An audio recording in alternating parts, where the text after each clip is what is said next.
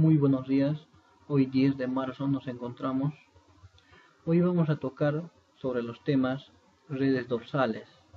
Más nos vamos a profundizar sobre la fibra óptica, ya que hoy en día se aplica más en todos los servicios, ya sea de comunicación o de transferencia de datos, de distintos modos. Mi nombre es Bruce Atencia Arbi, Facultad de Ingeniería Electrónica y Telecomunicaciones, Universidad Alas Peruanas. Pasamos. La fibra óptica. Vamos a tocar como tema principal o inicial características generales, luego los conceptos básicos, las pérdidas en las fibras, ya sea por qué se realizan las pérdidas de señales, los tipos de fibras que conocemos o lo que están en el mercado. También tocamos las características generales. Desde 1870, el físico británico John Tyndall dio el primer paso con su experimento. Después, en 1880, Alexander Graham Bell inventaría el teléfono, por medio del cual se hace posible transmitir voz a través de la luz. Ya empieza la época de la fibra óptica, solo hasta la invención del láser, que es en 1950, ¿no? Sería posible efectuar comunicaciones ópticas a grandes distancias. De ahí después inicia la línea de transmisión fabricadas con material eléctrico. Su naturaleza dieléctrica les permite ser usadas en ambientes muy contaminados electromagnéticamente. Podría decirse que se puede transmitir o llevar una señal de un punto A a un punto B donde está totalmente contaminado, ya sea por ruido de la naturaleza o ruidos creados por el hombre. Se puede transportar la información en forma de rayos de luz. Puede ser o no también visibles, casi como los infrarrojos, que son casi invisibles por nosotros. El intercambio de información a través de este medio es posible explicarlo usando la teoría de los rayos, la óptica. La información se transforma en forma segura. Dada la alta frecuencia de la luz, los volúmenes de información transportados son bastante elevados. Acepta una gran capacidad de datos, se puede transmitir a una gran velocidad, y entre otros beneficios que obtenemos de la fibra óptica o fibra dorsal que se encuentra, ¿no? Ahora vamos a tocar sobre los conceptos básicos. Presenta una simetría axial. Como podemos apreciar, tiene un diámetro central que es de 8 micrómetros a 62.5 micrómetros.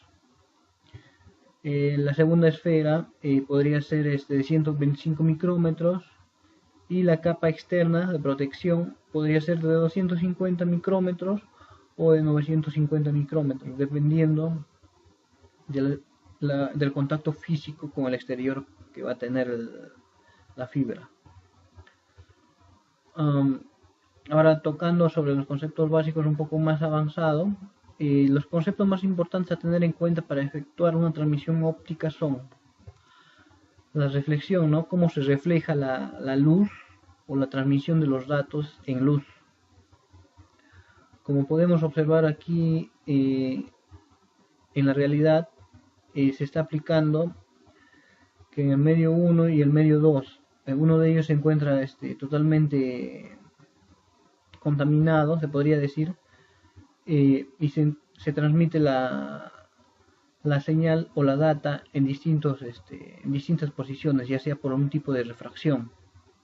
Como podemos apreciar aquí en el segundo cuadrante, está entrando la señal y se está reflejando la señal. Se podría aprovechar esa ventaja para poder transmitir un poco más la señal, ya sea por refracción, ¿no? Uno de los principios.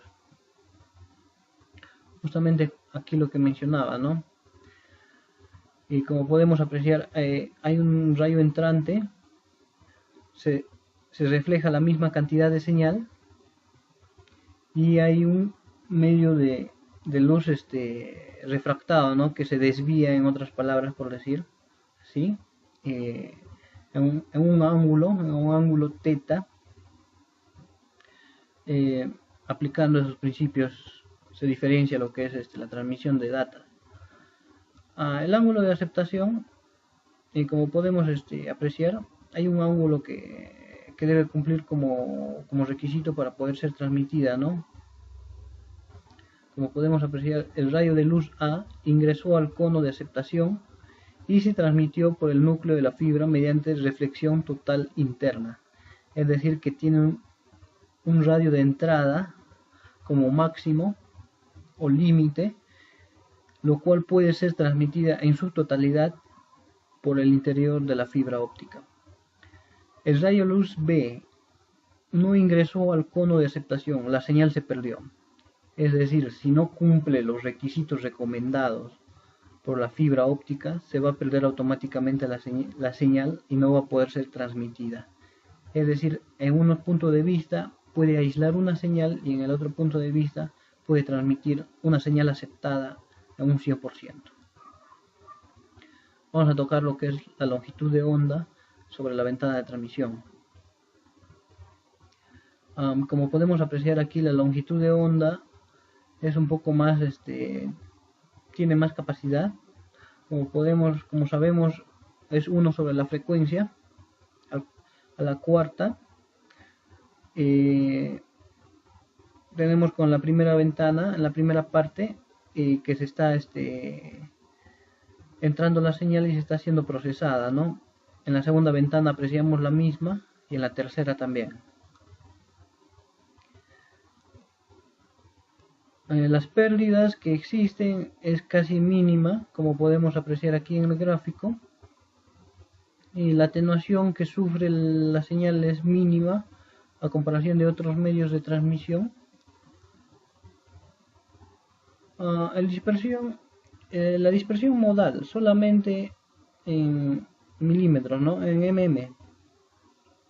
La dispersión cromática puede dividirse en dos: la dispersión de guía ondas y la dispersión material, ¿no? Que afecta la realidad que nos rodea, ¿no? Ya sean edificios y entre otros.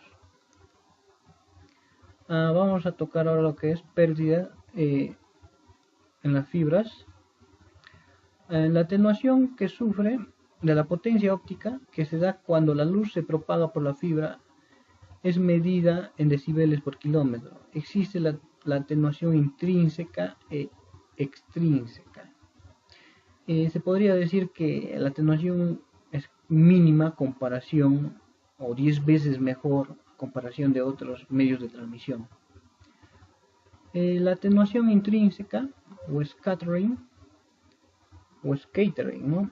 Es la que se ocasiona por defectos propios de los materiales o introducidos en el proceso de fabricación con los cuales fue construida la fibra.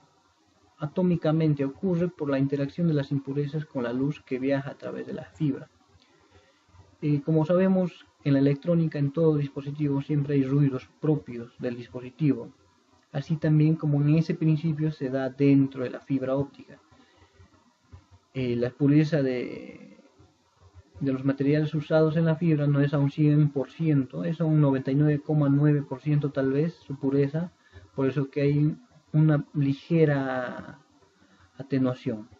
Ahora, la atenuación extrínseca o macro veining es producida por curvaturas dadas en la fibra, las cuales se originan principalmente en la instalación de la misma. También existe atenuación extrínseca dada por microcurvaturas o microveining.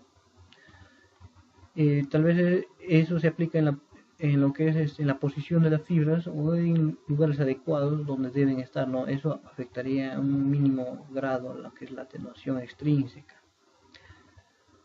La siguiente figura va a mostrar sobre la variación del coeficiente de atenuación con la longitud de onda.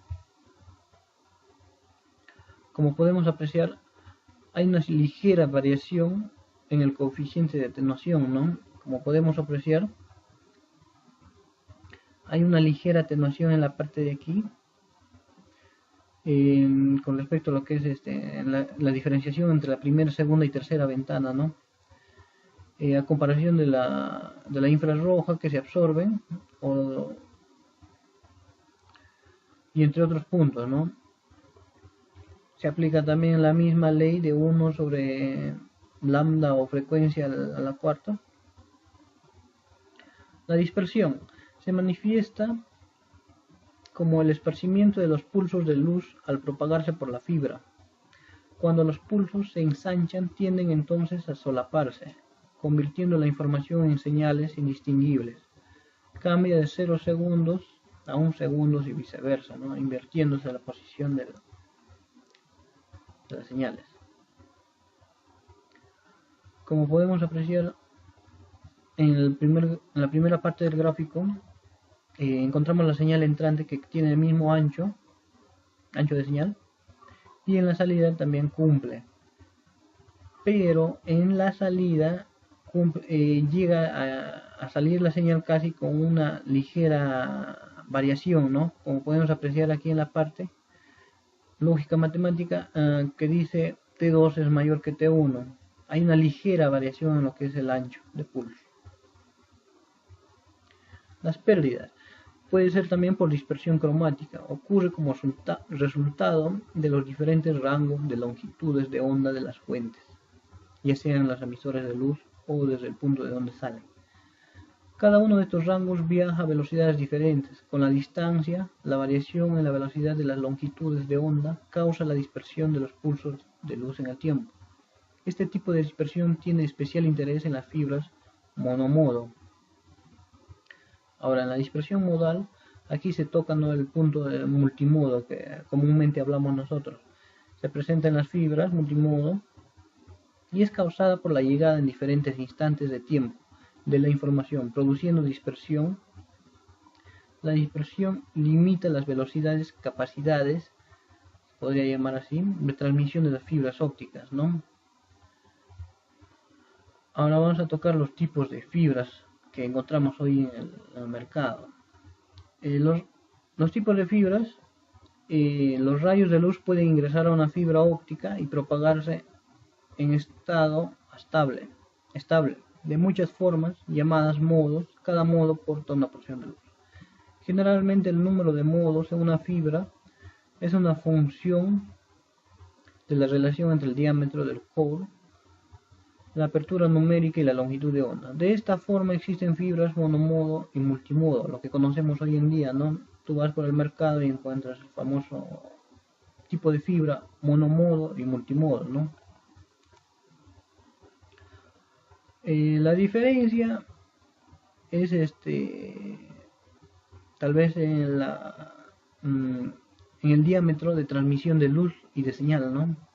Como podemos apreciar aquí en la parte de core, como mencionaba hace un momento, es un poco más amplia para poder facilitar la transmisión de datos. Eso en el famoso multimode. Y en el single mode, la entrada de luz es un poco menos, es menor. Por lo tanto, un método multimodo sería más fácil para la transmisión de señales. En el método single mode o el SM, el tipo de fibra permite para una transmisión a largas distancias que superan los 500 MHz tal vez. La anchura del core es de 8.3 micrómetros, son más usados cuando las pérdidas permitidas no son muy altas. El multimodo o el MM permite más de una forma de vibración para la propagación de la luz. El tamaño del core oscila entre 5 micrómetros y 62.5 micrómetros. Son muy usados para aplicaciones de cortas distancias, pueden ser aplicadas en entidades públicas, locales, o en una LAN tal vez, o en alguna aplicación de corta distancia. Los dos tipos mencionados anteriormente se usan para transmisión de luz o data en luz convertidas, pero procesan de distintas formas la señal para poder ser transmitida. Las fibras también pueden ser clasificadas por su perfil de índice de refracción. Eso se refiere a la atenuación que sufre la señal, como podemos apreciar aquí en el pulso de entrada. Aquí se refracciona una gran cantidad y la refracción del índice de refracción es mayor, ¿no? Se sufre un poco de ser procesada la señal. Ahora vamos a observar las ventajas. La apertura numérica es alta, el acoplamiento de la luz es fácil de realizar, ya que se refracta mucho. Su costo es bajo. La desventaja, la dispersión de la señal es alta, el ancho de banda es mínimo, como es para locales cerrados o cortos. Se puede usar solamente en líneas cortas, ¿no? Como mencionaba. El tipo de fibra monomodo, ¿no? De índice, escalón o strip index tiene más ventaja ya que puede ser transmitida a largas distancias. El pulso de entrada eh, pasa por el proceso de transmisión, como pueden observar, pasa casi en forma directa. El perfil de índice de refracción es menor, ¿no? Ya que la señal llega casi en su mismo estado original, sin ser refractada muchas veces. Llegando a las ventajas, la dispersión de la señal es mínima, es muy útil en señales de larga distancia que superan los 500 MHz o a mayor. Permite las altas velocidades, como ya mencionábamos. Las desventajas, la apertura numérica es baja, el acoplamiento de la luz es difícil de lograr, ya que exige muchos requisitos. La alineación en los empalmes es difícil de realizar, ¿no? El costo es alto. ¿Por qué es difícil de realizar los empalmes? Porque tiene que ser casi a la perfección para no perder la señal. La fibra multimodo de índice gradual. Su índice de refracción del núcleo varía en función de la distancia al eje. Es importante anotar que la propagación monomodo solo se presenta en las fibras de índice o escalón. Por tanto, no existe una fibra monomodo de índice gradual, solo se consideran para casos académicos. Como podemos apreciar aquí, el pulso de entrada pasa por el proceso de transmisión y aquí podemos observar el pulso de salida, el pulso de entrada. Sufre una ligera variación. Como podemos observar, las características principales que cumple esta fibra no presenta problemas de acoplamiento con los emisores ni receptores. Es universal en otras palabras. Posee características de ancho de banda superiores y menos dispersión que las fibras multimodo de índice escalón. La dispersión de la señal es mínima, casi en su mismo estado original. Bueno, muchísimas gracias por su tiempo. Eso sería todo en el tema de redes dorsales. Recuerden que las redes dorsales, ya sean las fibras ópticas u otros medios de transmisión, actualmente aplicándose en Fitel y entre otras aplicaciones modernas, son las mejores que se están ofreciendo en nuestro país para poder seguir adelante. Gracias por su atención. Buen día.